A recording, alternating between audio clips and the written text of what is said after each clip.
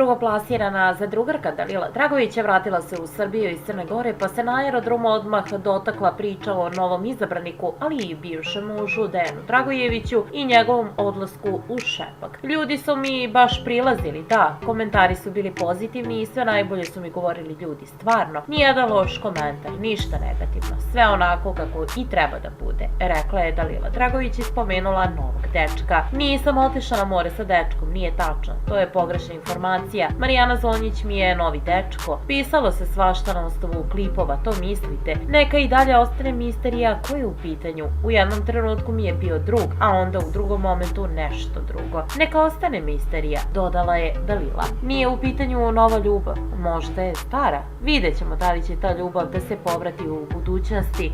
Vidjet ćemo sve. Bitno je da Mijeli Dejan je iskoristio dok nisam tu da dođe u Šepak, on koristi sve u životu, neka mu je sa srećom, Tedi ljubimac ostaje kod mene, njemu je najbolje kod mene, neću ga vraćati u veternik, zaključila je ona.